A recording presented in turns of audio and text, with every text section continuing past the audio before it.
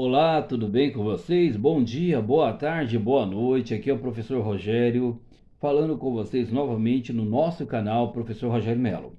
Ainda não se inscreveu? Se inscreva no nosso canal, deixe aqui seu like para que nós possamos continuar o nosso trabalho e contribuir também, sempre que possível, é claro, dentro das nossas limitações, com aquilo que for melhor para o seu e o nosso entendimento. Pessoal, conversa séria, conversa reta, conversa importantíssima para todos vocês. Muita gente tem nos perguntado o que é a ciência ABA. O que vem a ser a ciência ABA e qual a sua importância para que nós possamos aí dentro de investigações auxiliar sempre aqueles que nos pedem ajuda, os alunos, os pais, as salas de AEE, né, que são as de educações especiais, e as salas regulares aí em todo o Brasil que nós temos hoje para atender os nossos alunos. Antes de qualquer introdução, quero dizer para você uma frase muito importante. Tudo se resume no amor. Por quê?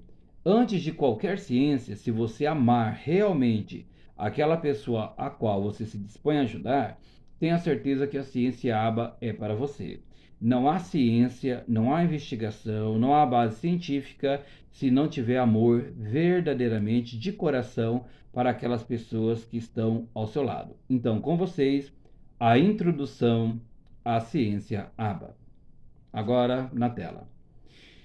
O que é a ciência ABA? A análise de comportamento é a ciência que estuda as variáveis que afetam os comportamentos, e a terapia ABA é a aplicação dos princípios da análise do comportamento na resolução de problemas. A ABA não é um método e nem somente se aplica ao transtorno do espectro autista, porque ele não é um método simples e fácil de te responder. Método é tudo aquilo que eu aplico de uma forma geral e ele serve para todos. Você pega o método de violão, como aprender a tocar um violão. Aquele método ele já vem de uma forma de escala, uma forma de posicionamento dos dedos ali na formação dos acordes para todos. E aí o professor que vai criar as formas de ensino no método. A aba não. A aba ela é uma ciência baseada em evidências. Por quê? Porque a ciência ela não pode se basear em achismos. Ela tem que se basear em evidências. Um dos grandes precursores, ou se não o maior precursor, o nome chama-se Skinner, que é considerado o pai da análise do comportamento. Por isso, se você tiver um tempinho, tiver condições, nós sugerimos que você leia o livro A Ciência e Comportamento Humano e sobre o behaviorismo de Skinner. Mas foi o Ivar Lovaas, na década de 1980, que conduziu os estudos na área do espectro do autismo e comprovou a eficácia da ciência para esse público. Os principais conceitos da aba são o comportamento, então é a relação do organismo, é a resposta do organismo com o contexto, considerando os antecedentes e consequências. Pode ser uma ação, uma omissão, um pensamento e um sentimento. Então, não existe um conceito aba, não existe você aplicar a ciência aba sem que você realmente pesquise o ambiente onde aquela pessoa está vivendo, pesquise onde ele está inserido, pesquise para descobrir realmente o que aquela pessoa, aquela criança, aquele adulto, aquele indivíduo, aquela pessoa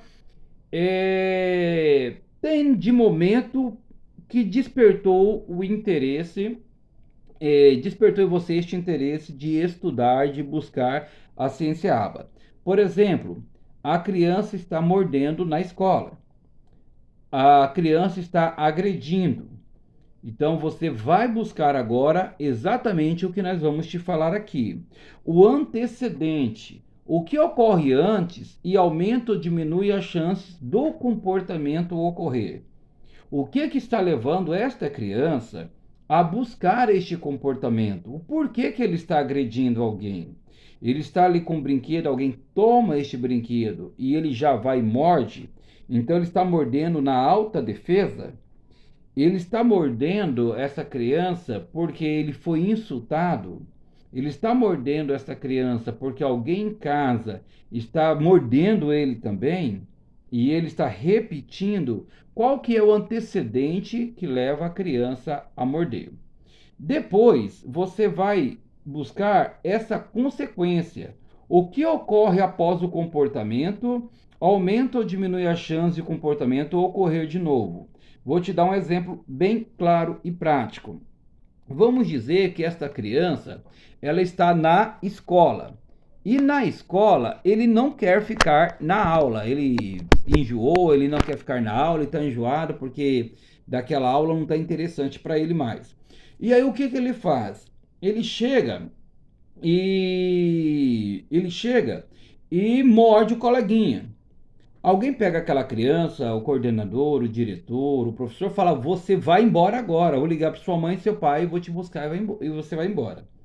Essa criança vai embora para casa, o pai chega, a mãe chega, não pode fazer isso, a partir de hoje, se fizer isso de novo, tal, isso e aquilo, tal. Ela dá aquela choradinha, aquela carinha de tristeza e fala assim: eu posso assistir desenho? Fala: tá bom, pode. Vou deixar você assistir, mas amanhã não faça mais aquilo. Aí ele assiste desenho, ele come pipoca e tal. No outro dia ele vai para a escola. Chegando na escola, tudo bem, no segundo, terceiro dia, ele já não quer mais de novo. Ele lembra do desenho, que aquela hora está passando na TV aquele desenho que ele gosta. Ele morde novamente a criança.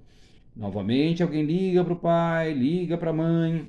E essa pessoa descobre que ele é levado todas as vezes que que ele morde alguém. Um analista, alguém vai parar e falar: peraí, ele está mordendo só para ir embora para casa.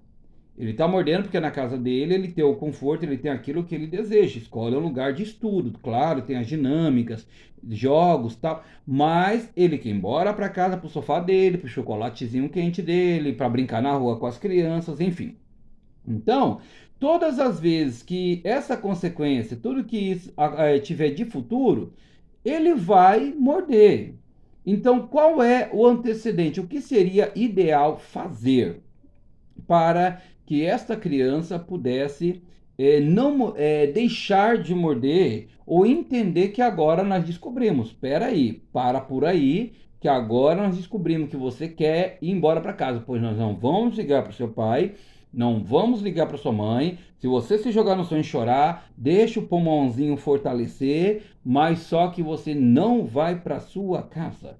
Porque se você for para sua casa, se você continuar mordendo, você vai ficar dentro da escola fazer atividade até o horário normalmente. E isso vai diminuindo com o tempo. Com o tempo. Se isso, estou falando em uma situação. Se você descobrir que é exatamente por causa disso, ok? Por uma situação, algo que você investigou, analisou, pesquisou e descobriu que era isso. Dentre as consequências que influenciam o comportamento, temos reforço, aumenta a chance de o comportamento ocorrer de novo. O reforço pode ser social, o elogio. O reforço, ele nunca é ruim. Ele é bom desde que você entenda. O que eu acabei de falar para vocês de um reforço. Só que o reforço que eu disse para vocês é porque a pessoa está fazendo algo errado, né? E ele ganhou aquilo que ele queria. Mas existe também um reforço que pode ser o reforço social, é o elogio. Você percebe que aquela pessoa, todas as vezes que ele recebe o elogio, ele se sente valorizado e ele está ali pronto a continuar fazendo aquilo que está sendo feito e pedido. Parabéns, seu caderninho está ótimo, está organizado. Isso daí dependente da pessoa. É importante para que você reforce isso aí. Parabéns, você está sentado. Parabéns, você está copiando as atividades. Agora você vai sentar e permanecer sentadinho aí de novo, do jeito que você está. Parabéns. Gente, isso daí para as crianças que não param sentadas. muitas vezes não param sentadas, e lá na frente nós podemos falar da imitação, que é muito importante, a brincadeira de você sentar e a criança sentar também. Todas as vezes que a criança sentar, ela receber a atividade, ela se levantou, ela já não está com aquela atividade, você pega aquela atividade para que ela possa sentar assim como você sentou também. É a imitação, só que nós vamos falar em outra ocasião, não agora. Vamos falar do comestível, que é o chocolate, sensorial, sentir o vento ao correr, isso é ótimo também. Ou tangível, que é um brinquedinho que ele pode, como este que está aqui atrás de mim, né? Que é aqui um brinquedinho também, que ele pode estar com ele sempre que tiver fazendo, né, aquilo que for lhe solicitado. O reforço é sempre individual. O que reforça uma pessoa pode não reforçar a outra. Gente, a ciência ABA ela é importante e interessante porque ela vem falar sobre a individualidade. Não há possibilidade de você fazer um reforço coletivo, e este reforço coletivo ele não vai exatamente atingir o comportamento daquela pessoa. Por quê? Porque para uns pode ser reforço, para outros não. Morto-vivo na sala de aula, para uns é reforço, para outros não. Brincar de uno na sala de aula, para uns é reforço, para outros não. Pega varetas, para um é reforço, para outros não. E ele varia de acordo com o contexto que estou privado, e este tem um peso maior como reforçador. Então, por exemplo, estou privado de comida, eu não vou comer, proíba a criança de comer até que ela faça determinada coisa. Claro que para professor isso daí jamais vai acontecer, né, pessoal? E pai e mãe jamais seria aconselhado a ser privado do alimento. Mas um alimento que a pessoa goste, que serve como um reforçador para que ele possa estar ali se alimentando, ok, sem problema nenhum.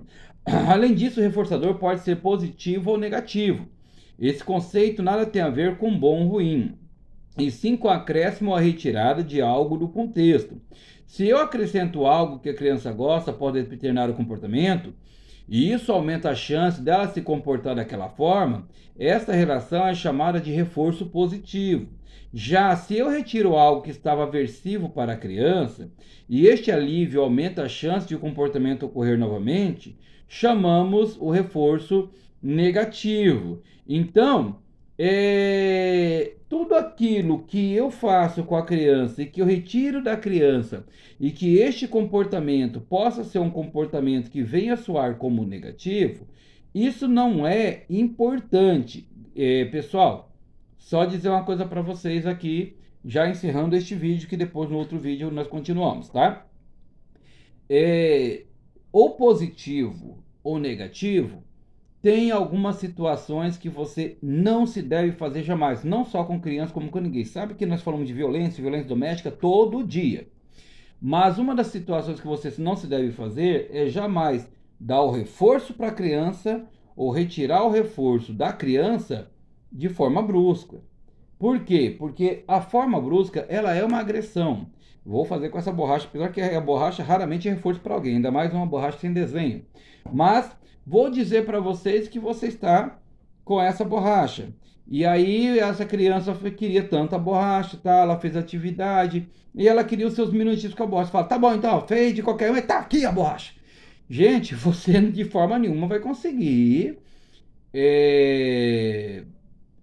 com que essa criança, o comportamento dela seja um comportamento não agressivo. Quando alguém nos diz assim, vocês ensinam a passar a mão na cabeça de criança porque vocês não querem que bata, não querem. Gente, ninguém está dizendo isso.